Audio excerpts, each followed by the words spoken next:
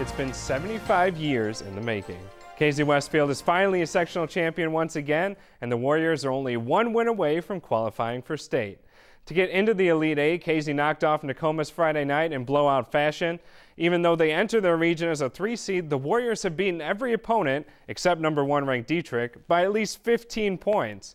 Now they take on Mounds Meridian for a date in the Final Four, with tip-off tomorrow at 6. The last time KZ qualified for state was in the 1939-40 season. Even though Eastern Illinois basketball isn't in the Ohio Valley Conference tournament anymore, the show must go on, and it did, with the OVC championship game featuring the red-hot Belmont Bruins and the dominant Murray State Racers. The Racers went 16-0 in conference during the regular season, but had a rough go in the tournament, only beating Moorhead State by 3, and then following it up with a loss to Belmont in the championship game. The Bruins won it on a go-ahead 3 with 3 seconds remaining, winning 88-87 and clinching a spot in the NCAA tournament. This is the 7th automatic bid to the Big Dance in the last 10 years for Belmont, the most in the nation over that span. Murray State will likely miss the tournament despite a 25-game win streak heading into the weekend and a top 25 ranking. In the Big Ten Conference, our neighbors to the north, the University of Illinois, is not in a good position when it comes to March Madness. The Fighting Illini needed the win over Purdue to bolster their resume, but fell by 5 in West Lafayette. Now the only chance Illinois has is to make a splash or outright win their conference tournament. With the loss Saturday, the Illini drop to the 8th seed, which means they get Michigan in the first round instead of Northwestern. And even worse, if Illini does win, they get to play Wisconsin in the next round. Tip-off against Michigan is Thursday at 11. Back at their home court, the State Farm Center is ramping up construction now that the Champaign portion of the basketball schedule is complete. Without any games to worry about until the fall, the 3-year, $170 million renovation can finish up Phase 4 by December, but not without some hard work. The project's director, Warren Hood, says construction will run 20 hours a day, 6 days a week. The entire project is on track to finish in November of 2016. Now over to Illini football real quick, with the team's season opener changing days. Their game against Kent State will now be on Friday, September 4th, marking the first time Illinois has played a home game under their Friday night lights since 2001. After dropping the first 2 series to start the season, Eastern Illinois baseball was hoping to get some momentum back in conference play. That didn't happen, with the Panthers losing the doubleheader against Austin Peay Sunday, 11-5 and 6-3. Matt Wivenis and Garrison Stanger were each tagged with a loss, dropping Wivenis to 0-2 this season and Stanger to 0-3. Including the game today, which was a 10-3 loss, Eastern gave up a total of 37 hits to the Governors and 29 runs.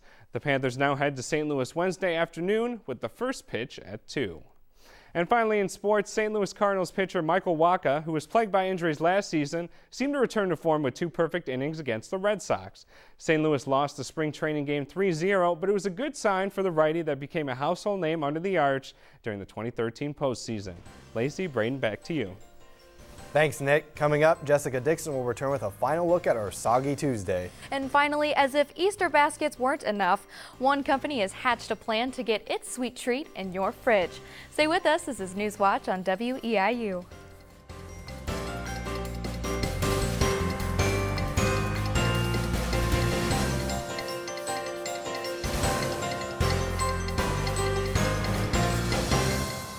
Thank you for joining us for tonight's edition of Newswatch. For more news and weather, log on to our website at weiu.net. There you can find real-time forecasts and the news video of the day. And if something newsworthy is happening in your community that we should know about, let us know by dropping us an email at news@weiu.net. Have a good night and join us again tomorrow here on the area's only local newscast on PBS.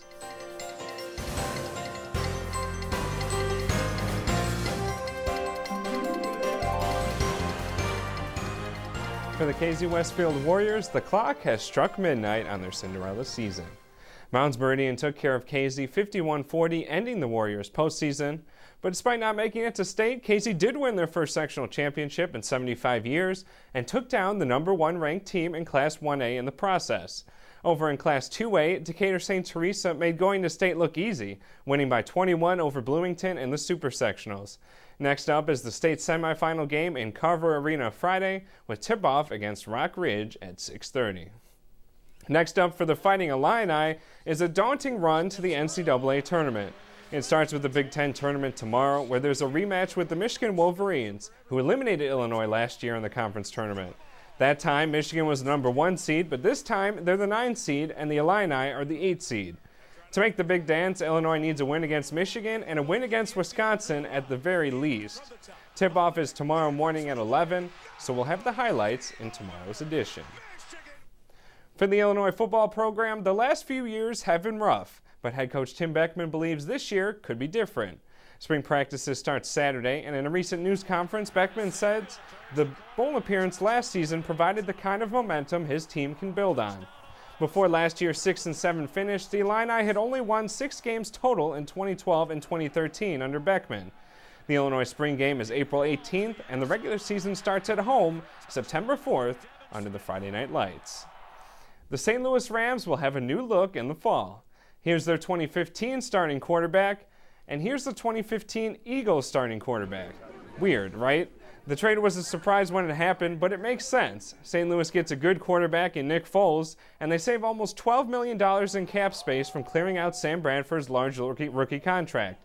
The Eagles also sent over a second-round pick in the deal. And in other news, this is still your quarterback for the Chicago Bears. Current team general manager and EIU alum Ryan Pace says, quote, "We're moving forward with Jay Cutler as our starting quarterback." Pace made the comment this afternoon in a press conference for the signing of linebacker Pernell McPhee.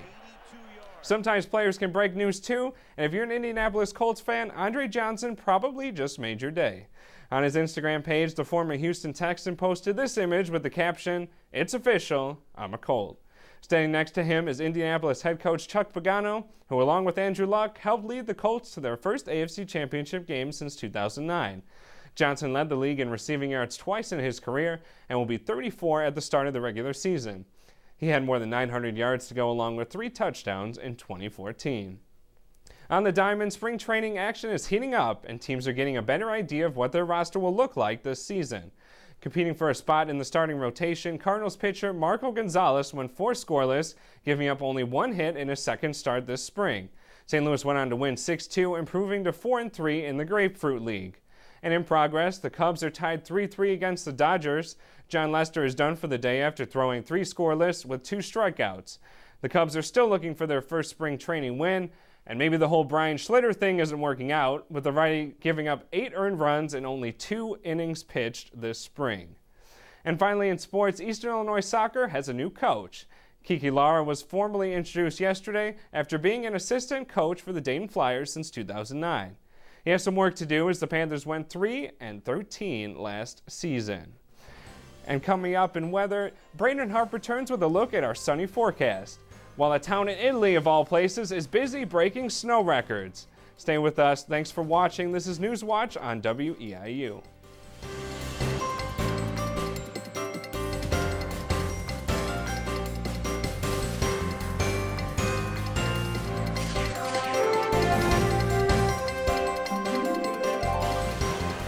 Thanks for joining us this morning. I'm Nick Ruffolo. Here's a look at stories topping the news at this hour. University of Illinois officials say President Robert Easter will step down about a month early. Board of Trustees Chairman Ed McMillan says Easter would formally step down on May 17th after the last spring commencement. Easter originally said he would step down on June 30th. Also this morning, a meeting is planned Monday to discuss a tax referendum in Neoga. The school district there has been struggling financially for years. Next month, a referendum will be on the ballot to increase property taxes so the schools can stay open. The meeting starts at 7 in the Grace United Methodist Church. And as we leave you this morning, here's a look at your Skywatch forecast. Have a great rest of your morning.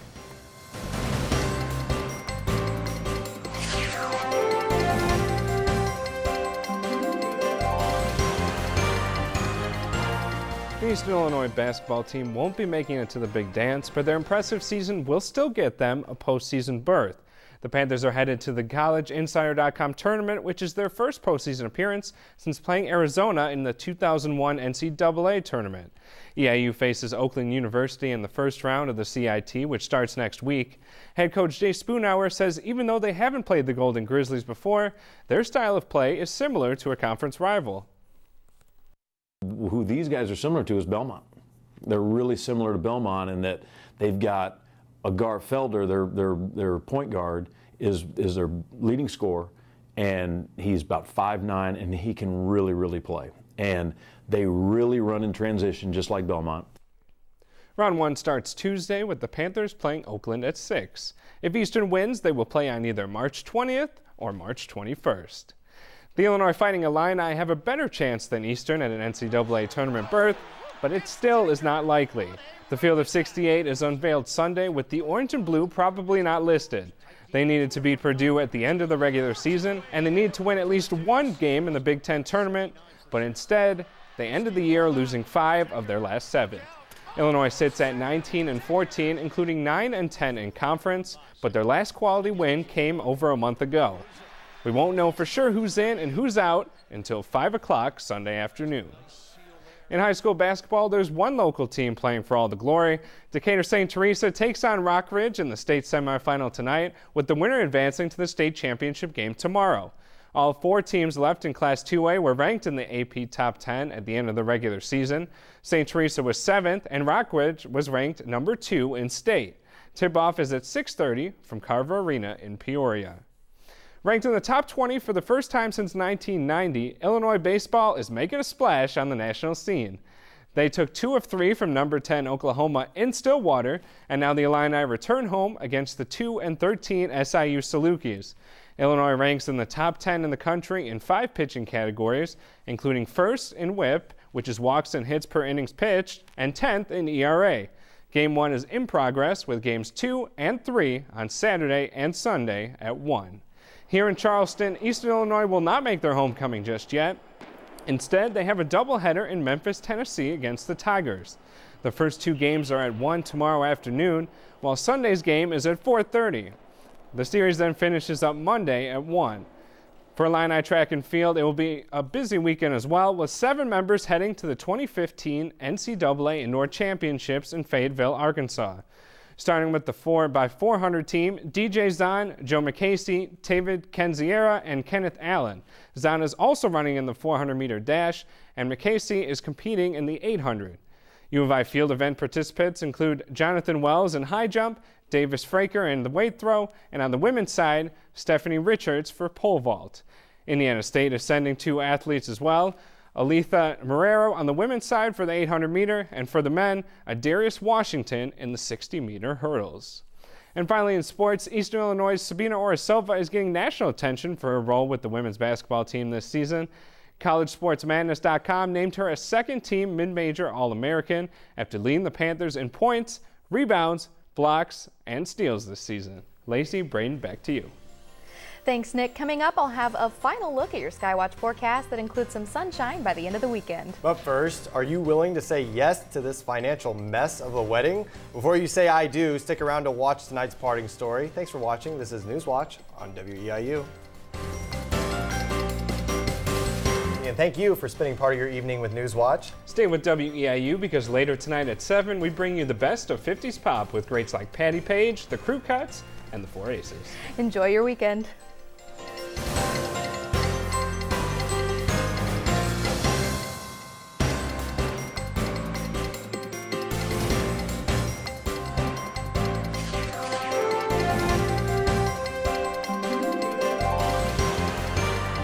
Good evening, I'm Nick Ruffolo. Thanks for joining us for tonight's edition of Newswatch Nightcap.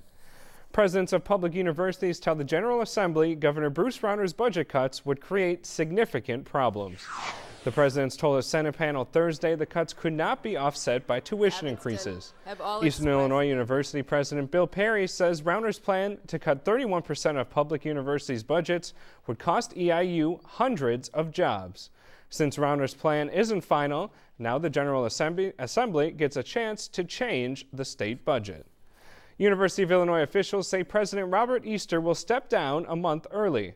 Easter will formally end the job May 17th after the last spring commencement. Easter originally said he would step down on June 30th. The school hired Timothy Killeen as Easter's replacement in November, and he will now take over May 18th. An entire community is invited to discuss a tax referendum that would save its schools.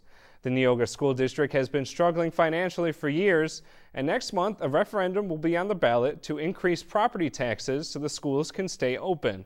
The Neoga Community Alliance says without the referendum, the district would have to consolidate or dissolve. The meeting is Monday, March 16th at Grace United Methodist Church, and the election is April 7th.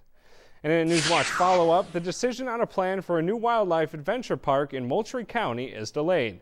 Board Chairman David McCabe said last night the Moultrie County Board voted to wait on deciding whether or not to approve the park planned by James Aikman until a board meeting next month. McCabe says the board will use this time to get more information about the project. Aikman is looking to open the park just outside of Arthur, housing animals like bison, llamas, and deer. A local city is looking to trash to help generate some money. Terre Haute Mayor Duke Bennett says the city is considering adding a $9.25 trash hauling fee for services. Bennett says the fee would create more than $2.5 million a year. The city council will have to approve the measure. The sunshine returned just in time for the weekend. We now turn to Skywatch local forecaster Brian Hartman in the Weather Center. Good evening, Brian.